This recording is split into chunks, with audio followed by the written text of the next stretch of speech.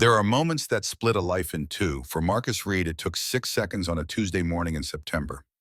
Route 412 cuts through eastern Pennsylvania like a scar through farmland, 2 lanes of cracked asphalt flanked by oak trees that had stood since before the Civil War. At 7:16 a.m., the road was empty except for a silver Bentley doing 75 and a 55, and Marcus's Ford F-150, a 1998 relic, held together by rust and stubbornness, trailing a quarter-mile behind. Marcus was reaching for the coffee in the cup holder when the Bentley's brake lights flared. The vehicle fishtailed once, twice, then launched itself into the ancient oak on the shoulder with a sound like the world breaking open. Metal shrieked, glass exploded into 10,000 glittering pieces. The impact was so violent the trees shuddered, dropping a cascade of leaves that drifted down through the sudden silence like ash. Marcus's boot hit the brake. The F-150 skidded 40 feet before stopping diagonal across both lanes. In the passenger seat, Eli's crayon rolled off his lap and disappeared under the seat. The boy's eyes went wide, fixed on the wreckage ahead, where smoke was already rising from the Bentley's crushed hood. Marcus's hand found his son's shoulder. His voice came out, flat command, without room for argument. "Eli, unbuckle. When I tell you run to the Callahan farm. Don't look back." The boy's voice shook. "Dad, do what I say." Marcus was already out, boots hitting gravel. The September morning bit cold into his lungs, carrying the acrid stench of gasoline and burnt rubber. The Bentley's front end had accordioned against the oak, the hood folded back on itself like paper. Through the spider-webbed windshield, he could see her slumped over the steering wheel, platinum hair dark with blood. The driver's door was jammed. Marcus yanked the handle twice, 3 times. Nothing. He circled to the passenger side. That door was crumpled, but not locked.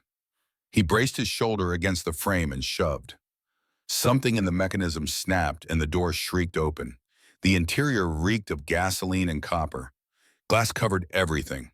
Marcus crawled in, ignoring the slice of pain as a shard opened his forearm. The woman wasn't moving. He hooked one arm under her back, the other under her knees. Her head lolled against his shoulder, breath shallow but there. He pulled her out and ran. 20 yards from the vehicle, he laid her on the frost-stiff grass. Her pulse fluttered under his fingers, thin as paper. He ripped off his flannel overshirt, balled it against the damaged at her temple. Blood soaked through, warm against his calloused hands. Behind him, a small orange flame licked out from under the Bentley's hood. Marcus looked back at the F-150. Eli stood frozen beside the truck, one hand pressed against the window, face white. For half a heartbeat, their eyes met. Then Marcus turned away. The woman's eyelids flickered. Her lips moved, but no sound came out. Marcus kept pressure on the wound, his other hand checking for broken bones, internal bleeding, anything else that might kill her before help arrived. "Stay with me. You're going to be fine. Just stay." Sirens wailed in the distance, growing closer. The Bentley's flames spread, climbing higher. 15 seconds later, the gas tank ignited. The explosion was a fist of heat and light that knocked Marcus forward over the woman's body. When he looked up, the vehicle was a fireball, black smoke pouring into the morning sky. Paramedics swarmed. Marcus stepped back, let them work. One looked up from checking vitals. "You pull her out." Marcus nodded. The paramedic's gaze flicked to Marcus's bleeding forearm, then back to the woman. "You saved her life." Marcus didn't answer. He was already walking back to his truck, where Eli waited with tears streaking his face. The boy threw himself forward and Marcus caught him, held him tight against his chest. "It's okay, I've got you." "Dad, you could have, but I didn't. We're fine." The ambulance doors slammed. The siren wailed back to life. Marcus watched the vehicle disappear down Route 412, taking the woman with it. He'd never asked her name. Hadn't thought to. In the chaos and the fear, such details seemed irrelevant. Only later, after he dropped Eli at school and returned to the garage, would he realize something was missing. The 10mm wrench that lived in his jacket pocket, the one with SR carved into the handle, Sarah's initials, her last gift before the cancer took her voice, gone. It must have fallen out when he'd laid the woman down. Must be with the paramedics now, or lost in the grass. Marcus stood in the empty garage bay radio playing low and felt the loss like a fist under his ribs. 3 years since Sarah died, and he'd carried that wrench every day. Now it was gone, taken by a stranger he'd never see again. He turned back to the engine in front of him, a Ford F-250 with a snapped timing belt, and tried to convince himself it didn't matter. Across Pennsylvania, in a VIP room on the 8th floor of Philadelphia General Hospital, Victoria Ashford woke to white walls and the steady beep of monitors. Her head felt like someone had taken a hammer to it. When she tried to sit up, pain lanced through her ribs and she fell back against the pillows with a gasp. The door opened. Garrett Mitchell crossed the room in 3 strides, expensive shoes, silent on the tile. His face was carefully neutral, the expression he wore during hostile board meetings. "You're awake. The doctor said you'd be out another few hours." Victoria's voice came out rough. "How long?" 18 hours. You've been unconscious since the accident. The deal is in jeopardy. Siemens wants to know if our CEO is going to live. The board wants an emergency meeting. Stock dropped 3% on the news. Victoria closed her eyes. Even that small motion sent pain through her skull. "Schedule the board meeting for Thursday. I'll be there." Garrett's voice went flat. "The doctor said you have a concussion. Broken ribs. You should be here at least a week." "I don't care what the doctor said." Thursday. A nurse entered, checked the eye, made notes on a tablet. When she left, Victoria opened her eyes again. Garrett was still there, arms crossed, wearing his "I'm not arguing, but you're wrong" expression. "The man who pulled you out. He left before the paramedics could get his information." Something shifted in Victoria's chest. She'd expected Garrett to argue about the meeting, not bring up the accident. Her voice came out softer than she intended. "What do you mean left?" "Exactly that. He got you out, stayed until help arrived, then disappeared. No one knows his name." Victoria stared at the ceiling tiles. In her fractured memory of the crash, there was a moment, strong arms lifting her, a voice rough with fear telling her to hold on, the smell of motor oil and honest sweat. Then nothing. "Find him." Garrett raised an eyebrow. "Why?" "Because I want to thank him. A check would be faster." Victoria's gaze snapped to him, and whatever he saw in her face made him step back. "No check. Find him. I want to know who he is." After Garrett left, a different nurse came in with Victoria's belongings. Everything was sealed in clear plastic bags. Her Patek Philippe crystal, shattered, stopped at 716. Her phone screen cracked into a spiderweb. Her wallet bloodstained. And something that didn't belong to her. A wrench. Small, oil-darkened, well-used. Carved into the metal handle were 2 letters SR. Victoria held it up to the light. The letters had been cut deep, done with care and patience. This wasn't just a tool. This was a keepsake. Something precious. Her fingers traced the initials. SR. His name, or someone else's, someone he loved. She pressed the call button. When Garrett returned, she held up the wrench. "Find him and find out who SR Garrett is." Reed's Auto Repair occupied a weathered building on the edge of Millfield, population 4,800 and shrinking. The structure leaned slightly, a slow concession to decades of Pennsylvania winters. The sign out front flickered, the R, burnt out for 6 months now, because Marcus didn't have the $200 to fix it and couldn't justify spending money on cosmetics when the building needed a new roof. Inside the garage smelled like every mechanic shop in America: motor oil, brake fluid, the metallic tang of welding coffee that had been sitting too long on the burner. 2 bays, both occupied.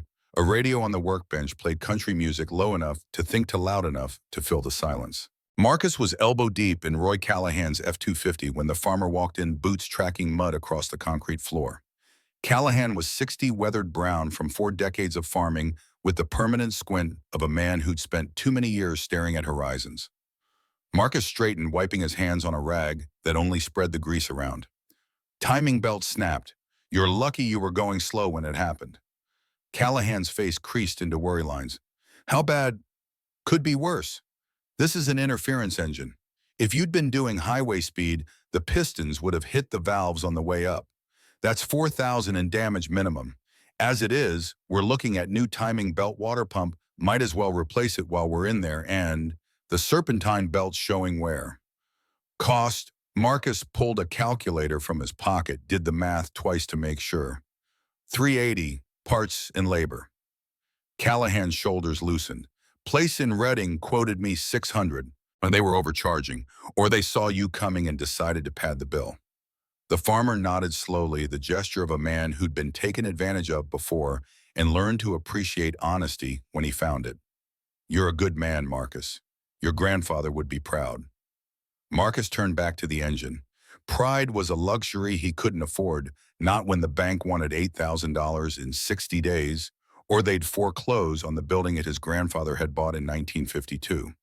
In the corner of the garage, Eli sat cross-legged on a rolling stool sketchbook balanced on his knees.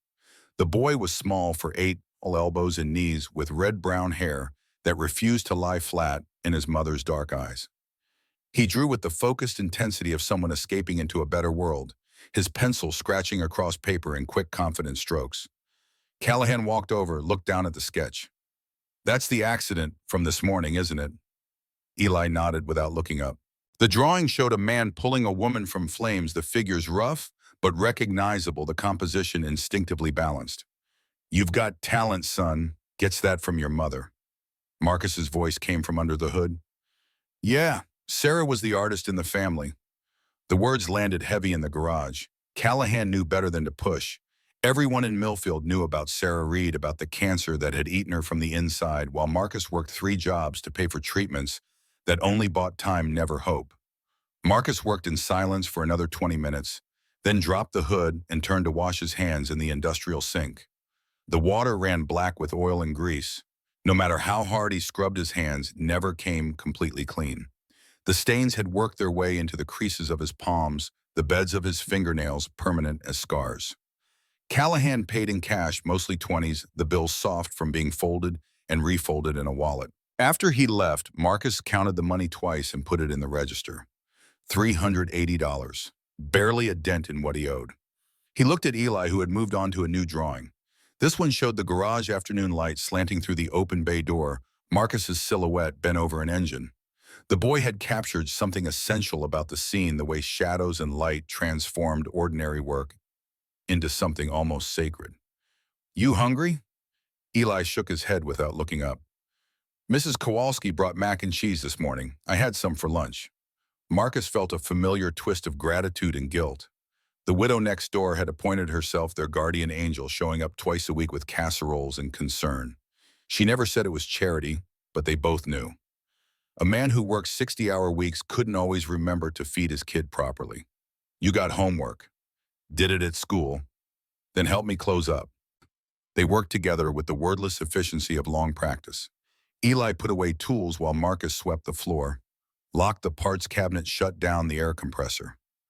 By 6 o'clock, the garage was dark, and they were climbing into the F-150 for the short drive home.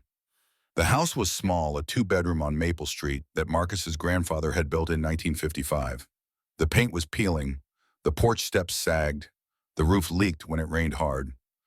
But it was paid off, and in a world where everything cost money, Marcus didn't have that mattered. Inside, Eli went straight to the kitchen table with his homework, while Marcus pulled leftovers from the fridge. Mrs. Kowalski's mac and cheese still warm in the Tupperware. He divided it onto 2 plates, added some frozen vegetables because Sarah would have wanted Eli to eat something green, and carried both plates to the table. They ate in comfortable silence. When Eli finished, he took his plate to the sink without being asked, rinsed it, and went to his room. Marcus heard the door close, heard the bed springs creak. The boy would be drawing again, lost in worlds that didn't hurt as much as this one. Marcus washed the dishes by hand, dried them, put them away. The kitchen was small enough that he could reach everything without moving his feet. On the windowsill above the sink sat a photograph Sarah, Marcus, and Eli 3 years ago before the diagnosis. In the picture, Sarah was laughing, head thrown back, red hair catching the light. Eli was 4, gap-toothed and grinning. Marcus had his arms around both of them, face relaxed in a way it never was anymore. He touched the frame with wet fingers, leaving marks on the glass. "I saved her today, Sarah. The woman in the accident. I got there in time." The photograph didn't answer. The kitchen stayed silent, except for the drip of the faucet he kept meaning to fix. "Not like with you. This time I was fast enough." His throat closed. He turned away from the photograph, dried his hands on the dish towel, and walked to the garage to check his jacket pocket for the wrench. Still gone. 300 miles away, in an office tower that caught the sunset and turned it into gold, Victoria Ashford sat behind a desk that cost more than Marcus Reed made in 6 months and studied a manila folder. Watson had delivered it personally that morning, 2 weeks after the accident. The private investigator was in his 50s, gray-haired and forgettable. The kind of man who could follow someone for hours without being noticed. He'd worked for Ashford Acquisitions before running background checks on merger targets, digging up dirt on hostile board members. This job was different. Victoria opened the folder. The first page was a DMV photo: Marcus Reed, 34, brown hair, hazel eyes, 6'1", 190 pounds. The camera had caught him mid-blink, making him look tired or sad or both. The next pages were surveillance photos. Marcus under the hood of a Chevy Silverado, forearms corded with muscle-white t-shirt stained with oil. Marcus walking out of a diner carrying takeout, shoulders hunched against the cold. Marcus with his son outside of school. One hand on the boy's shoulder, both of them squinting into morning sun. Watson had been thorough. 3 years widowed. One dependent. Owner and sole employee of Reed's Auto Repair. Total debt $8,300 to First National Bank of Millfield, secured against the property. 2 months overdue. No criminal record. No lawsuits. No bankruptcies.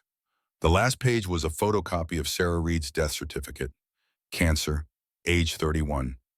Victoria read it twice, then closed the folder and looked across her desk at Garrett Mitchell.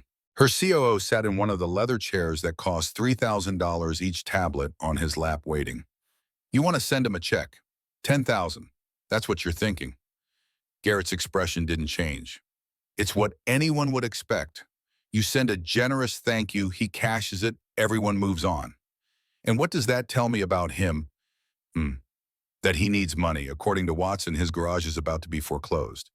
Victoria tapped the folder with one manicured nail. Or it tells me whether he's the kind of man who'll take a check from a stranger just because she's rich. You think he'll turn down $10,000? I think if he takes it, I'll never know if he's good or just smart enough to take what's offered.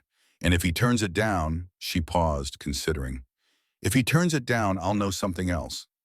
Garrett closed his tablet with a soft click. You're going to do something stupid. Victoria smiled. It didn't reach her eyes. I'm going to find out who Marcus Reed really is. And the only way to do that is to meet him when he doesn't know I have 2 billion reasons for him to lie. 2 days later, Victoria stood in her penthouse and studied her reflection. The woman in the mirror was unrecognizable. Levi's jeans from Goodwill, $8, still creased from the shelf. Old Navy sweater, $6, pilling at the elbows. White sneakers that were supposed to be Nikes, but weren't, bought from a guy selling them out of a trunk for $15 cash. Her hair was down, unstyled. Her face was clean of the Chanel foundation she'd worn since college. Her nails were bare, the acrylic extensions removed, leaving her real nails short and uneven. She looked ordinary, like someone who shopped at Walmart and worried about electric bills. Like someone Marcus Reed might actually trust. The disguise had taken a week to build. She'd rented a studio apartment in Reading, 40 minutes from Millfield, using a shell company Garrett set up. Furnished it from thrift stores and Craigslist. Bought a used Honda Civic with cash. Created a backstory: Tory Blake, 29, freelance graphic designer, moved from Philadelphia to get away from the noise. She'd practiced the story in front of the mirror until it sounded natural. Practiced making coffee in the tiny kitchen, cooking eggs on the 2-burner stove, doing laundry in the basement machines. All the small tasks she'd never done because there had always been someone to do them for her. Garrett had fought her the whole way. This is insane. If the board finds out, they won't. If the press discovers Victoria Ashford is playing dress-up in rural Pennsylvania, they won't. You're risking everything for what? To see if some mechanic is a nice guy. Victoria had turned on him, and the force of her gaze made him step back. I'm risking everything to know what it feels like when someone looks at me and doesn't see a dollar sign. Can you understand that? Garrett had gone quiet. After a long moment, he'd nodded. 2 days a week in Reading, 3 days here running the company. If you miss a board meeting, if you miss a signature on a deal, I'm pulling the plug. Agreed. Now standing in jeans that felt wrong and shoes that pinched, Victoria picked up the keys to the Honda Civic and headed for the door. She was about to commit to the biggest lie of her life, and somewhere in the back of her mind, a small voice whispered that the lie might be the most honest thing she'd ever done. Reed's Auto Repair on a Wednesday afternoon in September. Radio playing Brooks and Dunn, the smell of motor oil thick enough to taste Marcus Reed, half buried under a Ford Taurus with a blown head gasket. The Honda Civic rolled up at 3:47 p.m. Marcus heard it before he saw it, the particular rattle of a car that needed attention, but wasn't dying yet. He rolled out from under the Taurus, stood, wiped his hands on a rag that redistributed the grease more than removed it. The woman who stepped out of the Civic was trying hard to look like she belonged there. Jeans, sweater, sneakers that were either very cheap or very good fakes. But she moved wrong, like someone uncomfortable in her own skin. And when she pushed her hair back from her face, her watch caught the light. Cartier, at least $5,000. Marcus filed that away and walked over. Afternoon, something I can help you with. Her voice was careful, each word chosen. My car's making a noise. Can you take a look? What kind of noise? Like a squeal when I start it. Marcus nodded toward the Civic. Let's hear it. She got in, turned the key. The engine caught, and immediately a high-pitched squeal cut through the garage. Marcus listened for 3 seconds, then gestured for her to shut it off. Serpentine belt. The tensioner's weak, putting uneven pressure on the belt. It'll get worse until the belt snaps, and then you'll lose power steering alternator water pump. $35 to fix 20 minutes. She blinked. That's all? That's all. The place in Reading said it would be $200. Marcus shrugged. They saw you coming, or they're just greedy. Either way, I don't charge for things you don't need. She smiled then, a real smile that transformed her face from careful to warm. You're not like other mechanics. I'm exactly like other mechanics. I just got taught that reputation matters more than an extra $100. He turned toward the parts cabinet, missing the way she watched him walk, the way her expression shifted from performance to something softer, more real. When he came back with the belt and tensioner, she was still standing by her car, arms wrapped around herself like she was cold, even though the afternoon was warm. You can wait in the office if you want. There's coffee. I'm fine here. Marcus got to work. The job was simple, mechanical, the kind of thing he could do in his sleep. Remove the old belt, check the pulleys for wear, install the new tensioner, thread the new belt through the serpentine pattern. His hands moved with the confidence of 15 years of practice muscle memory taking over while his mind wandered. She was lying about something. He could feel it in the way she held herself, the disconnect between her clothes and her posture. Rich girl playing poor. But why he finished the job, started the engine, listened. The squeal was gone. He shut it down and walked around to where she stood. You're good to go. She pulled out a wallet, leather, expensive, not matching the rest of her outfit, and counted out $35 in crisp 20s. The bills looked like they'd come straight from an ATM, not from someone who checked prices before buying groceries. Keep the change. No change, it was $35. She hesitated, then took the 5 back. When their fingers touched, she jerked her hand away, like she'd been shocked. Marcus pretended not to notice. That's when Eli emerged from the back room, sketchbook under one arm, pencil behind his ear. The boy stopped when he saw the stranger, suddenly shy. Dad? Who's that? Customer, go finish your homework. But the woman had already knelt down to Eli's level, moving with a grace that definitely didn't match the Goodwill clothes.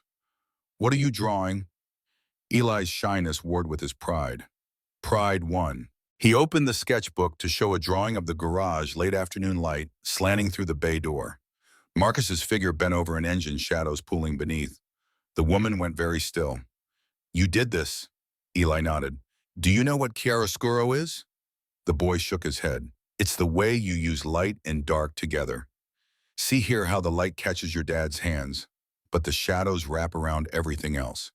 That's not something people usually figure out on their own. You have real talent.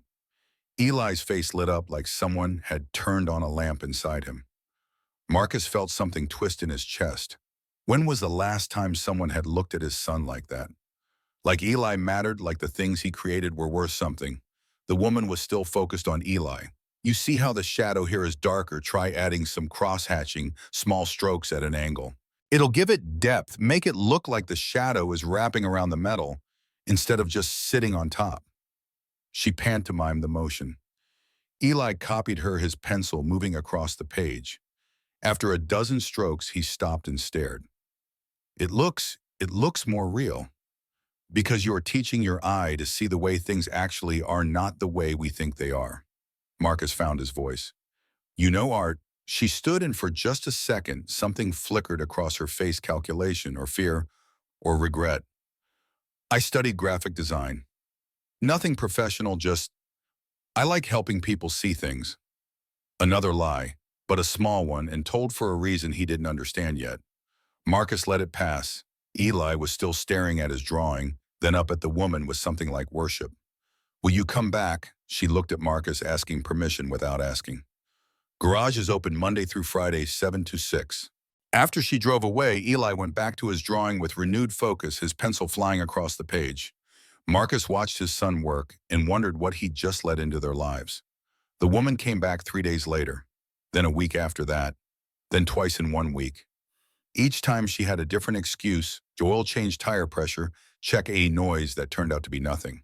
And each time she stayed a little longer, teaching Eli techniques that transformed his rough sketches into something approaching real art. The third visit, she brought pizza. Marcus tried to refuse. You don't need to. I wanted to. Besides, I'm hungry and pizza's better when you share it. They ate sitting on folding chairs in the garage, paper plates balanced on knees, radio playing low. Eli asked questions between bites. Did she have family? Where did she live? What was her favorite color? She answered carefully. Her mother had died 5 years ago. Cancer. She lived in Reading now. Blue maybe? Or green? Marcus heard the careful omission. No mention of a father, no mention of friends, just herself and a dead mother in a rented apartment in a town where she didn't know anyone. When Eli asked if she was lonely, she went very quiet. Sometimes, but it's peaceful too, being alone. Marcus understood that.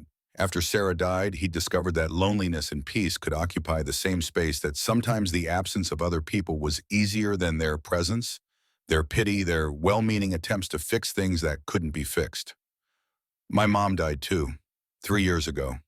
Tori, she'd introduced herself as Tori Blake, looked at Marcus, and in her eyes he saw recognition. Not sympathy, recognition. She knew this particular flavor of loss. I'm sorry. Yeah, me too. They finished eating in silence that felt less empty than it should have. After Tori left, Roy Callahan stopped by to pick up his truck. The farmer looked at Marcus with knowing eyes. New girlfriend, customer. Customer who brings pizza and teaches your boy to draw. Marcus turned back to the engine he was working on. Just a customer. Callahan chuckled. Whatever you say, Marcus. But let me tell you something. My daddy told me a man's worth is measured by what he leaves his children, not what he takes for himself. Your boy's smiling more these days. That is worth paying attention to. After Callahan left, Marcus stood in the empty garage and thought about Sarah, about the promise he'd made to her in the hospital 2 days before she died. Take care of Eli. Make sure he knows he's loved. Don't let him grow up thinking sadness is all there is. He'd tried. God knew he'd tried. But it was hard to teach joy when you'd forgotten what it felt like. Maybe that's what Tori was: not a romantic interest, not a replacement for Sarah, but a reminder that the world still held lightness, that Eli deserved more than a father who worked himself numb to avoid feeling anything at all. That night, after Eli had gone to bed, Marcus sat at the kitchen table with a beer he wouldn't finish, and Sarah's photograph in front of him. I don't know what I'm doing. She's lying about something, I can tell, but Eli likes her, and He stopped. Couldn't finish the sentence even to a photograph. I like her too. 3 weeks after Tori Blake first appeared, Marcus found himself looking forward to her visits. Not because of the work, most of it was make work things that didn't really need fixing, but because of the way she looked at Eli, like his drawings mattered, like his thoughts were worth hearing. And because of the way she moved through the garage, unafraid of grease or dirt rolling up her sleeves and helping without being asked. She was still lying. He'd caught other tells, the way she held a wrench like someone who'd read about tools but never used them. The way she flinched at loud noises, as if unaccustomed to the industrial cacophony of a working garage. The way she sometimes forgot to maintain her careful accent and slipped into something more refined, more educated. But he didn't call her on it. Everyone had secrets. Everyone had reasons for not being entirely honest about who they were or where they'd come from. As long as she wasn't hurting anyone, Marcus figured her secrets were her own business. Then on a Thursday evening in early October, Eli couldn't sleep. Marcus heard the footsteps, first the soft pad of small feet on hardwood. Then a knock on his bedroom door. Dad, you awake? Marcus was lying in bed staring at the ceiling, doing the math on how to pay the bank another month. He sat up. Come in, kiddo. Eli appeared in the doorway silhouetted by the hallway light. He crossed to the bed and climbed up without asking, settling beside Marcus, with the easy trust of a child who'd never been told no to this particular comfort. Can I ask you something? Always. Eli was quiet for a long moment. Then, is Tori like Mom? The question hit like a fist. Marcus's throat closed. He forced himself to breathe, to think, to find words that were honest but wouldn't hurt. Why do you ask? Because she teaches me stuff, like Mom did. And she looks at me like she sees me. You know, Marcus did know. Sarah had always seen Eli that way, like he was the most important person in any room, like his opinions and ideas mattered as much as any adults. Tori's not like your mom. Nobody could be. Your mom was special. But she makes you smile. I see it. You don't smile that much anymore, Dad.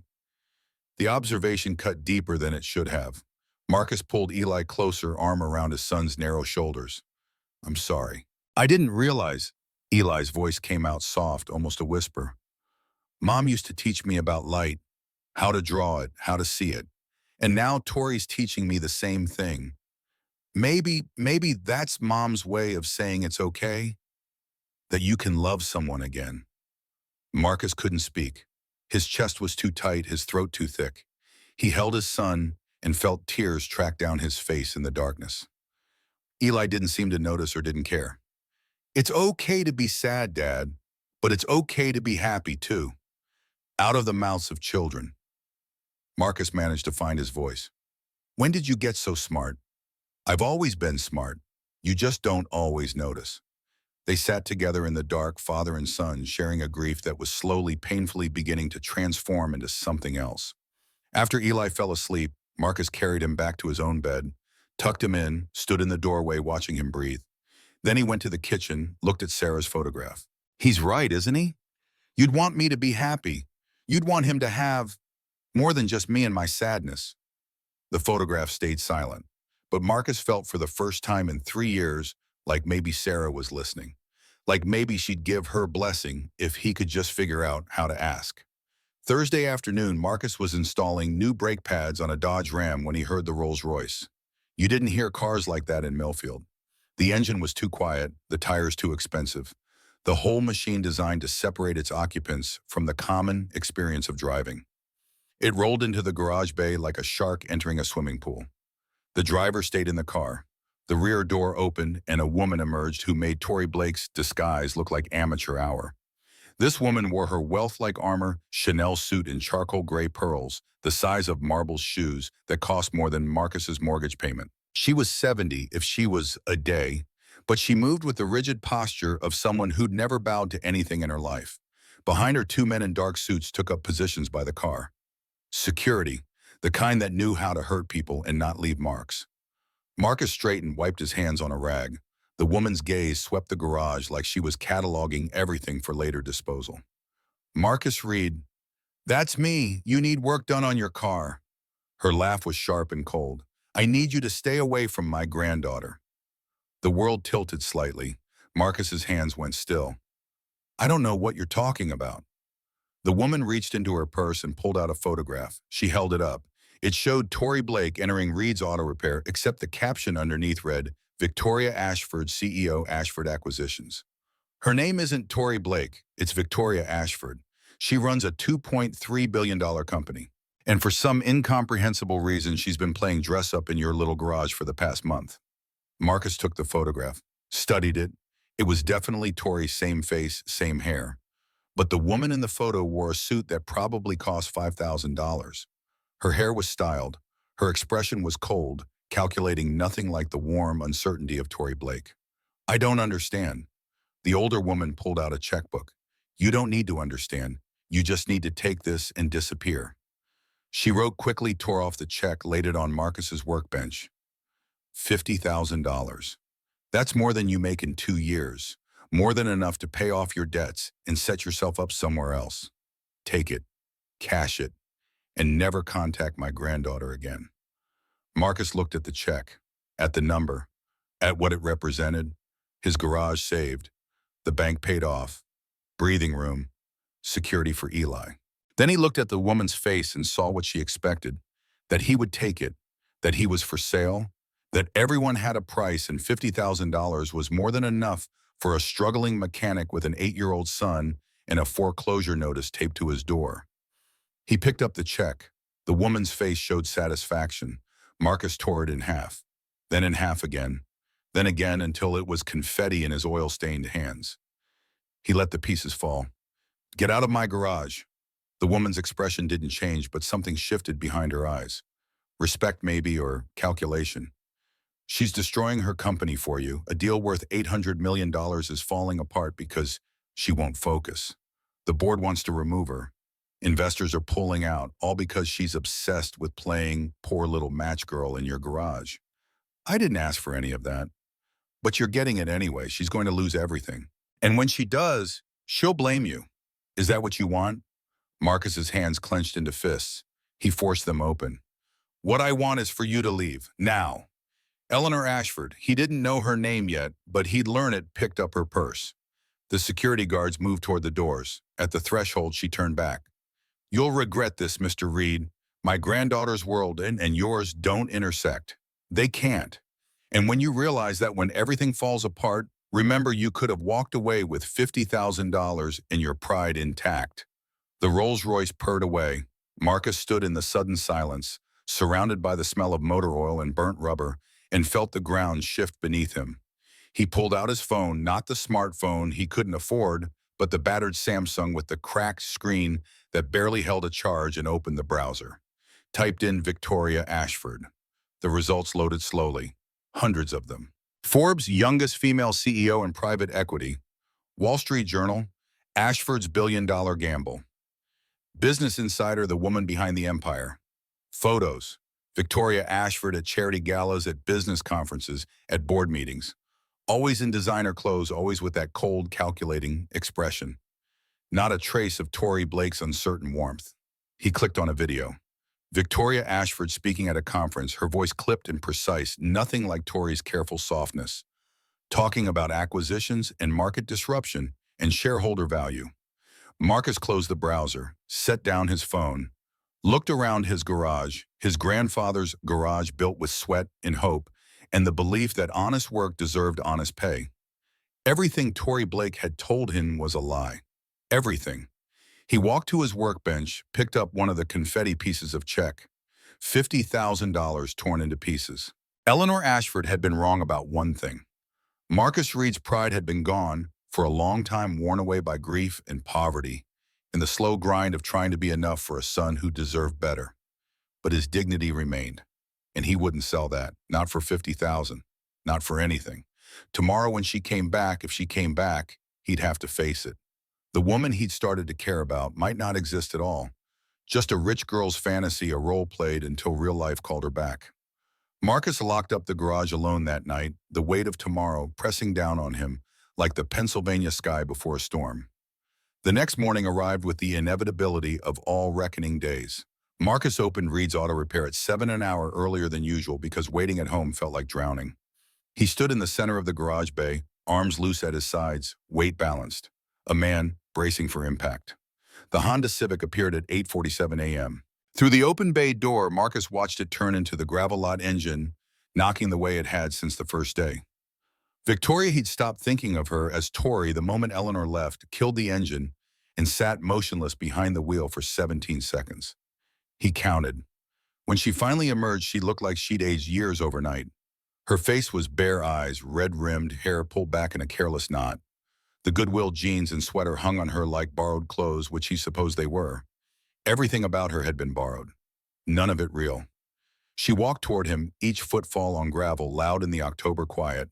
Her hands twisted together, then apart, then together again. He'd never seen her nervous before. It was almost satisfying. "Good morning, Marcus." His voice came out flat, dead. "Good morning, Victoria." The name landed between them like a grenade. She flinched but didn't look away. "You know, your grandmother came yesterday. Told me everything. Showed me pictures. I did my own research after she left." "Marcus, don't." He held up a hand. "Don't try to explain. Don't try to justify. Just tell me one thing. He stepped closer, close enough to see the exhaustion carved into her face, the desperation in her eyes. Was any of it real? The question broke something in her chest. She wanted to lie, wanted to give him an answer that would hurt less. But she'd lied enough. Yes, all of it. Everything I felt, everything I said to Eli, every moment in this garage that was real. The only lie was my name, and your job, and where you live, and who you are. No, the person I was here with you and Eli, that's who I am, or who I want to be. The CEO, the suits, the board meetings, that's the role I play. But here, her voice cracked, here I got to be just me. Marcus laughed bitter and sharp. You think it's that simple? You think you can put on jeans and come slumming in my garage and that makes you real? I never thought you did. You absolutely did. You thought you could play poor people for a few weeks, feel good about yourself, then go back to your penthouse and your billions. That's not fair. Fair. You want to talk about fair? His voice rose, control slipping. I've been working 70-hour weeks to keep food on the table and a roof over my son's head. I'm 2 months from losing everything my grandfather built, and you've been playing dress-up like this is some kind of reality show. Victoria's hands shook. She pressed them against her thighs. I know it was wrong, but I needed to know if someone could see me, the real me, without seeing the money first. Well, congratulations. Mission accomplished. I saw you. I trusted you. And now I know that was all a lie. He turned away, then back, as if he couldn't decide whether to walk away or keep fighting. Eli trusted you. He drew you into every picture. He asked me if you were like his mother, and Marcus's voice broke. I was starting to believe that maybe we could, that maybe it was okay to. He couldn't finish. Victoria stepped forward, reaching for him. Marcus, please. Don't touch me. The words were ice. Victoria pulled back as if burned. I'm sorry. I'm so sorry. If I could go back. You can't. And even if you could, would you really choose this? He gestured at the garage, at himself, at everything his life represented. Over your empire. The question hung between them. Victoria opened her mouth, closed it, because she didn't know the answer. She wanted to say yes, wanted to believe she'd choose this warmth and honesty over the cold perfection of her other life. But she didn't know if that was true. The silence stretched too long. Marcus's expression hardened. That's what I thought. Get out. Please let me explain. There's nothing to explain. You're a billionaire playing at being poor. I'm a mechanic trying to survive. We don't belong in the same world, and pretending otherwise just hurts people. What about Eli? The low blow landed. Marcus's face went white. You don't get to use my son to manipulate me. You don't get to claim you care about him when you've been lying to him from the start. I do care about him. I love him. You don't even know him. You know a fantasy, a kid you could play artist with for a few hours a week. But you don't know what it's like to sit up all night when he has nightmares about his mom. You don't know what it's like to explain why we can't afford the school trip or the new shoes or the art supplies he needs. You don't know. Marcus stopped, took a breath. When he spoke again, his voice was terrifyingly calm. Go back to your real life, Victoria. Play CEO. Make your billions and leave us alone. Behind Marcus' movement, Eli appeared in the office doorway, backpack slung over one narrow shoulder, sketchpad clutched against his chest. School didn't start for another hour. Marcus must have brought him early, unable to face the empty house. The boy's eyes went wide when he saw Victoria. His shout split the air. Tori! He launched himself forward. Marcus caught him mid-stride, one hand on Eli's shoulder. Eli, go inside. The boy twisted against his father's grip. But Tori's here. I want to show her my new drawing. Inside now. Something in Marcus's tone penetrated. Eli's enthusiasm drained away, replaced by confusion that rapidly shaded into hurt. His gaze bounced between the two adults, reading the tension in their postures, the careful distance Victoria maintained. What's wrong? Victoria knelt, bringing herself to Eli's eye level alone. The concrete bit into her knees through the denim. Eli, I need to tell you something. My name isn't really Tori, it's Victoria. The boy's forehead creased. Why'd you lie? The question asked with such simple directness cut deeper than any of Marcus's accusations. Victoria fought to keep her voice steady. Because I wanted you and your dad to like me for who I am, not for what I have. I thought if I told you the truth, you'd treat me differently. What truth? Marcus's voice came from above, rough with suppressed emotion. She's rich, Eli. Very rich. She runs a big company in New York. She came here pretending to be someone else. Eli processed this information with the slow deliberation of a child trying to reconcile contradictions. His next words emerged barely above a whisper. So you don't really like drawing. You don't really like teaching me. No, I mean, yes, I love teaching you. That part was real. All the art stuff, all the time we spent together. But you lied about your name and where you live, and Eli's voice climbed. And everything. Tears were building behind Victoria's eyes. She blinked them back. I lied about those things because I was scared. But my feelings for you were never fake. You're incredibly talented and kind, and I don't care. Eli wrenched away from both adults, his sketch pad falling to the concrete. Pages fluttered open, revealing drawing after drawing of the three of them, Victoria and Marcus and Eli, rendered in careful pencil strokes. Families, that's what every picture showed.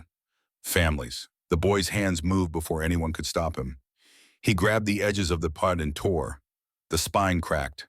Pages ripped free, scattering across the garage floor like wounded birds. Victoria reached for him. Eli, please. You're just like everyone else. You pretended to care, but you didn't, not really. Because if you did, you wouldn't have lied. His voice broke on the last word. He was crying now, tears streaming down his face, and Victoria felt each one like a brand. Marcus moved to comfort his son, but Eli twisted away, running for the office, slamming the door hard enough to rattle the windows. The silence that followed was devastating. Victoria knelt among the scattered drawings, picking up torn pages with shaking hands. Here was the garage warm light in careful shadows. Here was Marcus bent over an engine rendered with love. Here was herself teaching Eli, captured in a moment of pure connection. Destroyed. Marcus's boots appeared in her peripheral vision. When he spoke, his voice carried exhaustion instead of anger. You should go.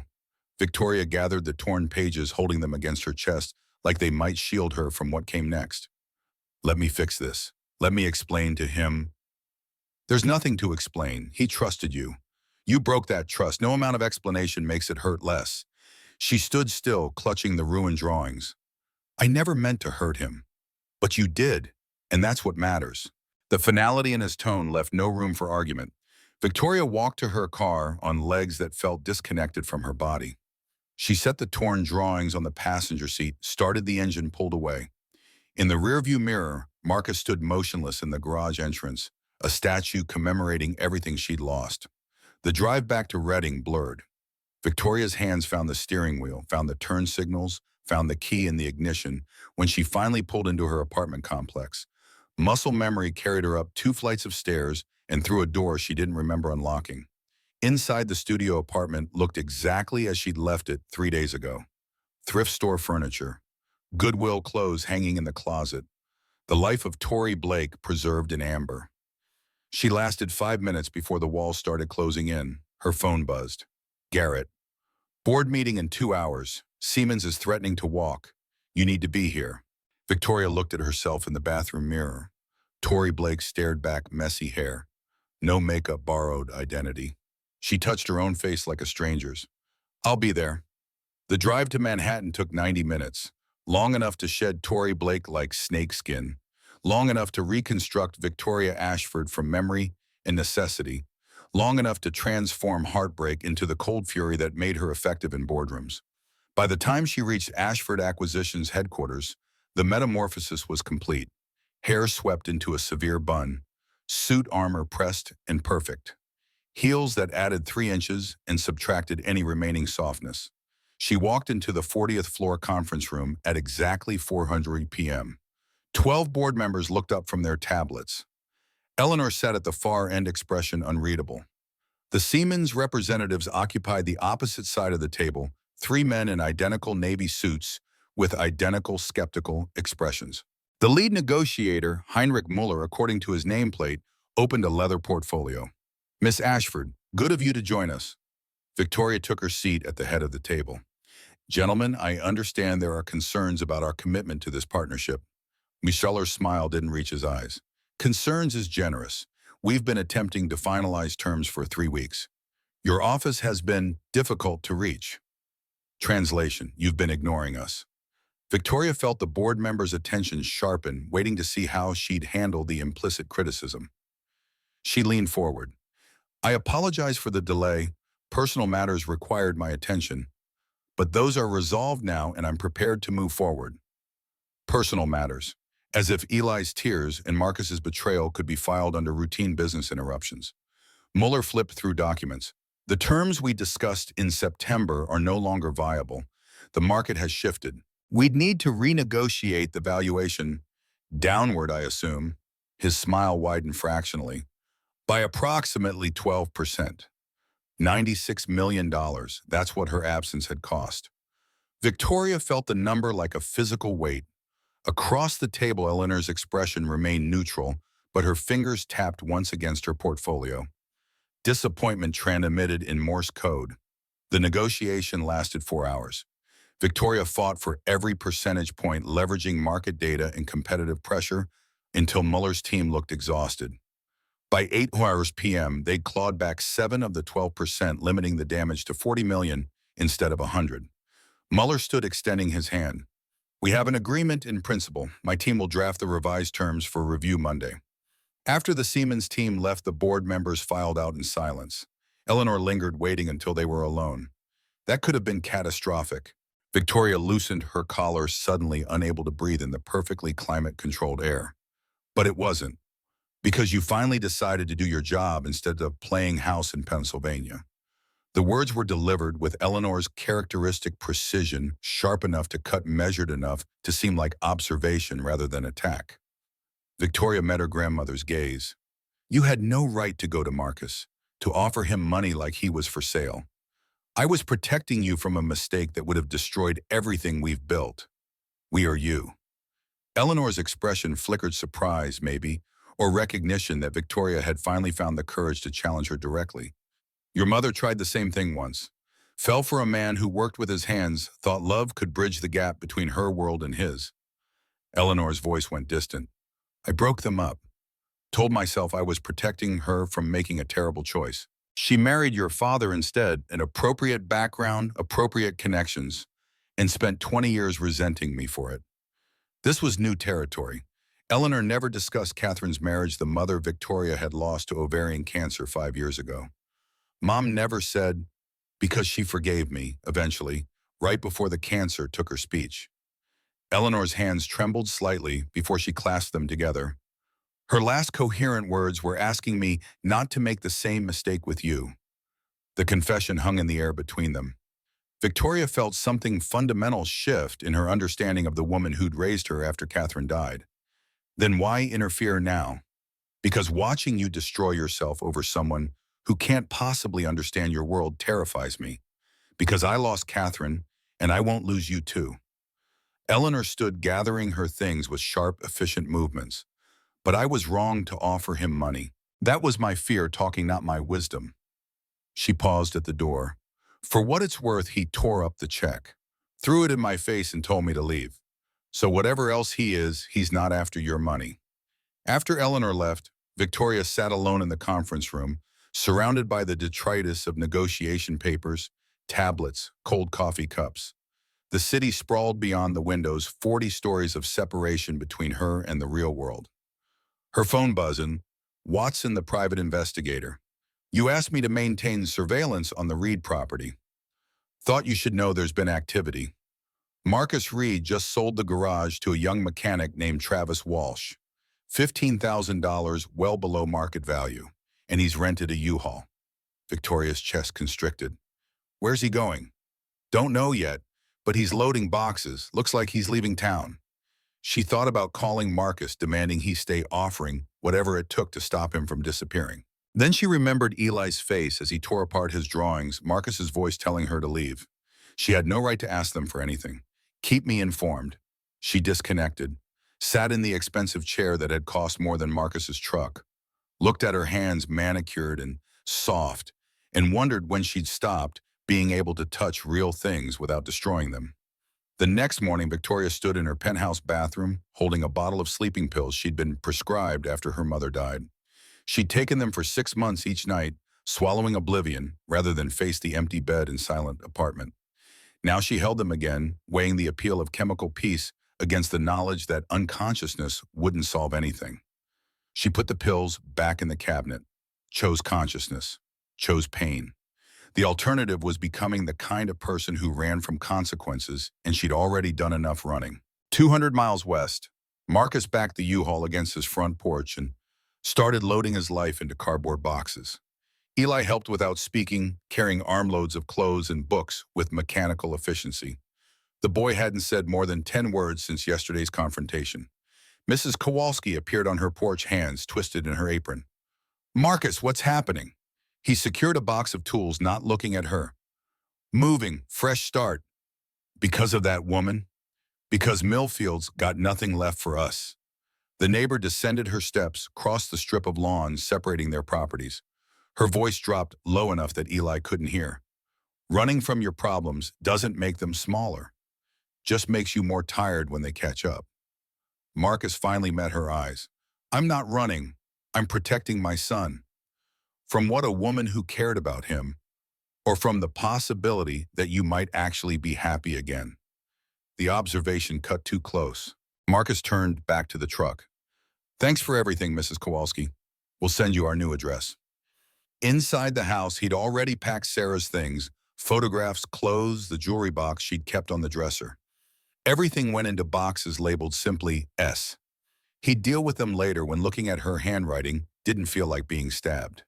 Eli appeared in the bedroom doorway. "Where are we going?" "Pittsburgh. I've got a friend there, Tony. Runs an auto shop. Said I could work for him until we get settled." "I don't want to leave." Marcus closed another box tape, screaming across cardboard. "Sometimes we don't get what we want. Is this because I got mad at Tori Victoria, whoever she is?" The question stopped Marcus mid-reach. He sat on the edge of the bed, gestured for Eli to join him. The boy climbed up, keeping careful distance between them. Marcus chose his words with surgical precision. "This isn't your fault. None of this is your fault. I'm moving us because people here know about Victoria. They'll ask questions, spread gossip. I don't want you dealing with that." Eli's voice emerged small and uncertain. "It feels like running away." "Maybe it is, but sometimes running away is the same as protecting what matters." The boy looked at his father with eyes too old for 8 years. "You ran away after Mom died too. We moved houses, you sold all her stuff, you stopped talking about her. Is that protecting me or protecting you?" The words landed like artillery. Marcus felt his carefully constructed defenses crack. "Eli, I'm not stupid, Dad. I know you're sad. I know you miss Mom. But making everything disappear doesn't bring her back. It just makes it so we can't remember her the right way." Marcus's throat closed. He reached for his son, but Eli pulled back, sliding off the bed. "I'm going to finish packing my room." The boy left. Marcus sat alone on the bed he'd shared with Sarah, surrounded by boxes holding fragments of lives that no longer existed. Mrs. Kowalski was right. He was running.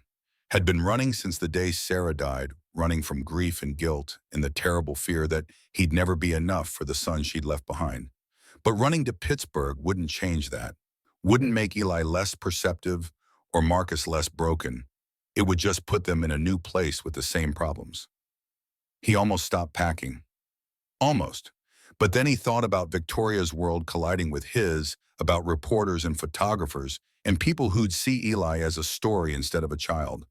Thought about the inevitable moment when Victoria went back to her real life and left them with whatever damage came from her experiment in authenticity. Better to leave now. Cut clean, start over somewhere the past couldn't find them. By evening, the U-Haul was loaded. Marcus walked through the empty house one last time, checking closets and cabinets, making sure they hadn't forgotten anything important. In Eli's room, he found a single drawing pinned to the wall, the family portrait Eli had drawn of himself, Marcus and Victoria under the oak tree. Marcus unpinned it carefully, folded it, put it in his jacket pocket next to the empty space where Sarah's wrench used to live. They left Millfield at dawn, the U-Haul groaning under the weight of everything they owned. In the rearview mirror, Reed's auto repair grew smaller, the flickering R finally disappearing as they turned onto the highway. Eli sat in the passenger seat, sketchbook on his lap, pencil motionless. He hadn't drawn anything since tearing up his pictures of Victoria. Marcus wondered if he'd killed that too, his son's one source of joy in his determination to protect them from pain. Pittsburgh welcomed them with gray skies and colder wind. Tony's auto shop occupied a converted warehouse in a neighborhood that had seen better decades. The building listed slightly to the left, graffiti covering the lower walls, barbed wire strung across the roof to discourage copper thieves. Tony himself was 50, built like a fire hydrant, with tattooed forearms and a Brooklyn accent that hadn't faded despite 20 years in Pennsylvania. "Reed, good to see you, man." He pulled Marcus into a rough hug. "And this must be Eli." "Kid, you're taller than your dad," said. Eli managed a weak smile. Tony pretended not to notice the boy's red-rimmed eyes. "Got you set up in the apartment upstairs. It's not much one bedroom, you and the kid'll have to share, but it's clean and the heat works." The apartment was exactly as advertised: small, clean, depressing. Yellowed linoleum in the kitchen, water stains on the ceiling, a radiator that clanked like someone beating pipes with a hammer. Through the single window, they had a view of the alley where homeless men sorted through dumpsters. Eli took one look and retreated to the corner they designated as his sleeping area. Marcus unpacked boxes with numb efficiency, trying to make the space feel like a home instead of a cage. That night, he made mac and cheese from a box, the same brand Mrs. Kowalski always brought, and called Eli to the table. The boy picked at his food, eating maybe 3 bites before pushing the bowl away. "Not hungry. You need to eat." "I said I'm not hungry." Marcus didn't push. He was barely eating himself. His own stomach nodded with the knowledge that he'd made a terrible mistake. But admitting that meant admitting everything that he'd run, that he was scared, that maybe Eli was right about him using protection as an excuse for cowardice. Days blurred. Marcus worked at Tony's shop, trading his autonomy for $18 an hour and the safety of someone else making decisions. The work was identical to what he'd done in millfield brake jobs, oil changes, transmission replacements, but it felt hollow. These weren't his customers. This wasn't his garage. He was just a pair of hands. Eli started school at Lincoln Elementary, a brick building that smelled like industrial cleaner and defeat. The boy came home with forms and permission slips, said nothing about his day, went straight to his corner. No more drawing, no more easy conversation. Just silence broken only by the radiator's percussion. 3 weeks into their new life, Marcus came home to find Eli sitting by the window staring at the alley. The boy didn't turn when the door opened. "You okay?" No response. Marcus set down the takeout he'd picked up, Chinese food, something different, in case variety might spark appetite, and joined Eli by the window. "Talk to me, kiddo." Eli's voice came out flat. "There's nothing to talk about." "School okay?" "Fine." "Making friends?" "Sure." The lies were transparent. Marcus tried a different approach. "I know this is hard. New place, new school, but it'll get better." "Will it?" Eli finally turned, and the look in his eyes was ancient. "Because it feels like we're just hiding. Like we'll keep hiding forever." "We're not hiding. We're starting over." "Is there a difference?" Marcus had no answer. They ate dinner in silence, the Chinese food cooling untouched between them. Afterward, Eli went to his corner. Marcus sat at the kitchen table with a beer he didn't want and thought about the choices that had brought them here. He'd told himself he was protecting Eli. But maybe protection and imprisonment looked the same when you were 8 years old and missing the only person besides your father who'd made you feel like the world held possibilities. His phone buzzed. Unknown number. He almost didn't answer. "Marcus Reed." The voice was unfamiliar, female professional. "Who's this?" "My name is Dr. Rachel Foster. I'm a pediatric cardiologist at UPMC Children's Hospital. Your son Eli was brought in this afternoon by ambulance." The world stopped. "What? I just saw him. He collapsed at school. Preliminary exams suggest a congenital heart defect, likely bicuspid aortic valve. We're running tests now, but I wanted to reach you immediately." Marcus was already moving, grabbing his jacket, his keys not caring that his hands were shaking so badly he could barely grip the phone. "I'm on my way. Tell him I'm coming."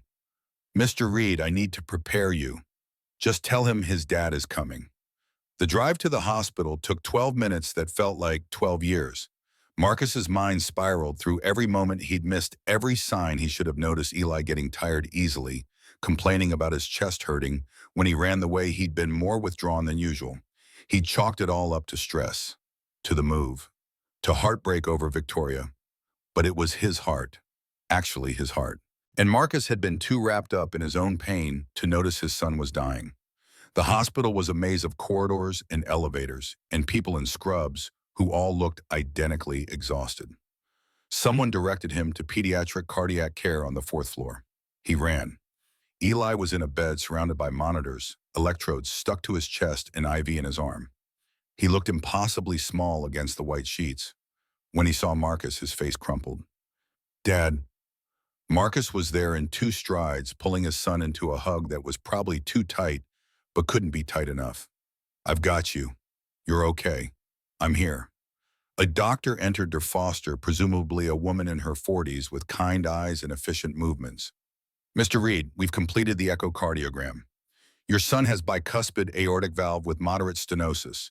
It's a congenital condition. He was born with it, but symptoms often don't appear until stress triggers them." "What does that mean?" "It means Eli's aortic valve only has 2 leaflets instead of 3. Blood flow is restricted. His heart is working too hard. If we don't correct it, he'll experience more episodes like today, eventually heart failure." The words hit like physical blows. Marcus's vision tunneled. "Can you fix it?" "Surgery. We'd replace the valve. It's a significant operation, but the success rate is very high. However," she paused, and Marcus knew what was coming before she said it. "Your insurance won't cover the full cost. You'll be responsible for approximately $140,000. The number hung in the air, impossible and crushing. Marcus made $50,000 a year on a good year, had maybe $1,200 in savings. The U-Haul rental had cleaned him out. "I don't have that." Dr. Foster's expression showed practiced sympathy. She delivered this news before watched fathers crumble under the weight of insufficient resources. "We have payment plans, and there are foundations that sometimes help with pediatric cardiac cases. Let me have our financial counselor speak with you." After she left, Marcus sat in the chair beside Eli's bed and did math that didn't work no matter how he calculated it. Even with a payment plan, the monthly cost would be more than his rent, more than he made. He'd have to work 3 jobs just to cover interest. Eli's small hand found his. "Am I gonna die?" Marcus forced steadiness into his voice. "No, we're gonna fix this, whatever it takes." But privately, sitting in the fluorescent hell of a hospital, he couldn't afford. Marcus didn't know if that was true. Didn't know if wanting to save his son would be enough when the world required money he didn't have. His phone was still in his pocket. He pulled it out, scrolled to recent calls, found one he'd deleted 3 times but never managed to erase completely. Victoria's number. His thumb hovered over the call button. Pride and desperation warred in his chest. She'd lied to him. Hurt Eli, destroyed what little peace they'd managed to build. But she also had resources he didn't. Connections that could help. He thought about Eli's drawing, the one in his jacket pocket, 3 people who'd never really been a family, but had looked like one for a few brief weeks. He thought about Sarah, about promises made in hospital rooms, about doing whatever it took to protect their son. Then he thought about Eleanor's offer, $50,000 to stay away. Wondered if Victoria would pay more. Wondered if that made him what Eleanor had always assumed: a man who could be bought, whose dignity had a dollar value after all. His thumb moved. The call connected. Voicemail. Victoria's voice clipped and professional, asking him to leave a message. He almost hung up. Almost. "Victoria, it's Marcus. His voice cracked. "Eli's sick. His heart. We're at UPMC Children's Hospital in Pittsburgh. I don't know why I'm calling. We need help. He needs help. If you get this." He couldn't finish. Disconnected. Set the phone on the chair beside him and put his head in his hands. Eli was asleep now, sedated for the tests. Marcus watched his chest rise and fall, counted each breath like currency, like maybe if he counted carefully enough, he could stop any from being the last. The financial counselor arrived with forms and payment schedules and words like financing options and charitable programs that all translated to the same thing: your son's life has a price tag and you can't afford it. Marcus signed where they told him to sign. agreed to debt he'd never escape, made promises he had no idea how to keep. Somewhere in Manhattan, Victoria Ashford sat in her penthouse with her phone on the coffee table, watching it like it might explode. The number on the screen was Marcus's. The voicemail notification had been there for 3 hours. She'd listened to it once, heard the break in his voice, the desperation, the terrible vulnerability of a man who'd rather die than ask for help, but was asking anyway because his son needed it. Eli was sick, heart problems, hospital, help. Victoria had started moving before the message ended, grabbing her keys, heading for the door. Then she'd stopped. Remembered Marcus telling her to leave, to go back to her world and stay there. Remembered Eli tearing up his drawings, his small voice saying she was like everyone else who pretended to care. Going to Pittsburgh now would look like opportunism, like she was using Eli's crisis to force her way back into their lives. Marcus had called, but he might regret it the moment he saw her. Might slam the door in her face and refuse her help on principle. Or he might be desperate enough to accept. And that would be worse, taking advantage of his fear, buying her way into his good graces when he had no choice but to let her. She'd been standing in her foyer for 3 hours, paralyzed by the certainty that any choice she made would be wrong. Her phone buzzes. Watson. Eli Reed was admitted to UPMC Children's Hospital at 3:47 p.m. Pediatric cardiac unit. Diagnosis appears to be bicuspid aortic valve requiring surgical intervention. Cost? Approximately $220,000 total. Marcus Reed's insurance covers about $80,000. He's on the hook for the rest. $140,000. Pocket change for Victoria. A life-destroying sum for Marcus. She could make one call, have the Ashford Foundation cover it anonymously. Marcus would never know she'd been involved. His pride would stay intact. Eli would get the surgery. But that was cowardice. Hiding behind lawyers and shell companies instead of showing up, being present, risking rejection in person. Victoria looked at herself in the foyer mirror, still wearing the suit from today's board meeting, still armored, still protected. She thought about Tori Blake, who'd sat on garage floors and didn't care about getting dirty, who'd laughed with an 8-year-old boy and felt more real than she'd felt in years. The choice crystallized. She grabbed her overnight bag, threw in essentials, and headed for the parking garage. The Bentley was being repaired, still damaged from the accident, so she took the BMW fast enough to reach Pittsburgh in 3 hours if she pushed it. Halfway there, her phone rang. Garrett, where are you going? Pittsburgh. There's a breakfast meeting with the Siemens team tomorrow at 8. You need to be here. Handle it. Victoria. I said handle it. Or don't. I don't care. I'll be back when I'm back. She disconnected before he could argue.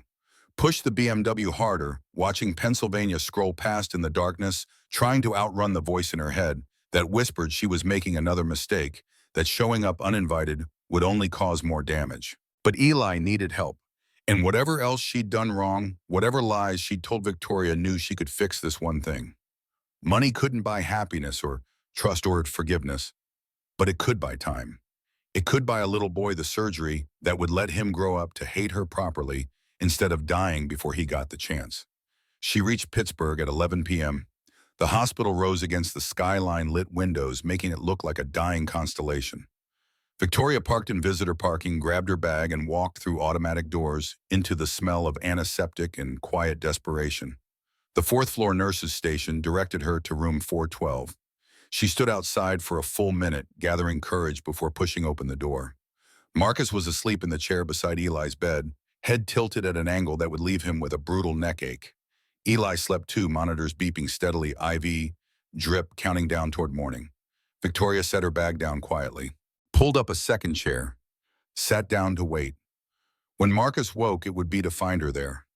He might tell her to leave, might accept her help with the resentment of a man who had no other choice, might do something she couldn't predict, but she'd be there, present, real. Whatever came next, she wouldn't run from it. Outside the window, Pittsburgh slept. Inside the room, 3 people who barely qualified as family waited for morning and whatever truth it brought. Marcus woke to antiseptic light and the mechanical rhythm of monitors. His neck screamed from the angle he'd slept at, vertebrae fused into positions the human spine was never meant to hold. He straightened with a groan that died when he saw her. Victoria sat in the other chair, 3 feet away, but occupying a different universe. She'd changed from whatever power suit she'd been wearing into jeans and a sweater, hair pulled back in a simple ponytail. No armor, no CEO mask, just the woman who'd sat on his garage floor and taught his son about light. She met his eyes without flinching. "I got your message." Marcus's first instinct was anger. She had no right to be here. He'd been desperate when he called the voicemail was a mistake. But exhaustion won. Anger required energy he didn't have. "How long have you been here?" 3 hours. I drove straight from New York." He processed this. It was almost 2 a.m., which meant she'd left around 11, dropped everything to drive 3 hours because his voicemail had sounded like a man breaking apart. "You didn't have to come." Victoria's expression shifted, something between hurt and resignation. "I know, but Eli needs help, and I can provide it. So I came." The calculation was too neat, too clean. Marcus felt the old suspicion rise. "And what do you get out of it?" "Nothing. I don't want anything from you."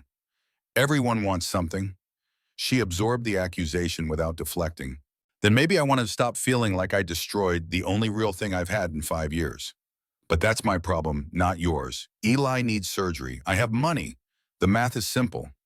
Marcus looked at his son, small and fragile among the monitors and tubes. The math was simple and devastating, because accepting Victoria's help meant admitting he couldn't save his own child, that all his pride and self-reliance amounted to nothing when measured against the cost of a pediatric cardiac surgeon.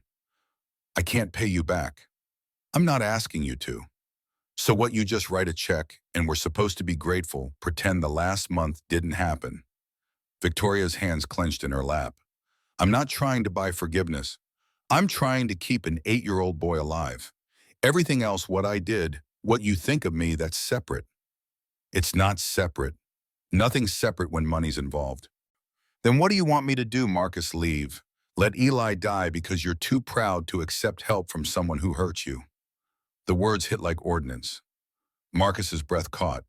She was right, and he hated her for it, hated himself more for needing her, for having a son whose life depended on swallowing every shred of dignity he had left. He turned away, staring at the monitors, tracking Eli's heartbeat. "How would it work?" Victoria's voice gentled. "The Ashford Foundation funds pediatric cardiac cases. I'd make a call, they'd cover the full cost. Completely anonymous. The hospital bills the foundation, you owe nothing." "Anonymous, so I never know it was you." "So your pride stays intact, so Eli gets the surgery, so we both get what matters most." Marcus wanted to argue, wanted to tell her that hiding behind lawyers and shell corporations was just another form of lying. But Eli's heartbeat on the monitor kept steady time, each beep a reminder that philosophy was a luxury he couldn't afford. "Okay." One word: surrender and salvation, in 2 syllables. Victoria pulled out her phone, stepped into the hallway. Marcus heard her voice through the door, low and authoritative, activating machinery he couldn't comprehend. By the time she returned, it was done. "The foundation will contact the hospital tomorrow. They'll handle everything."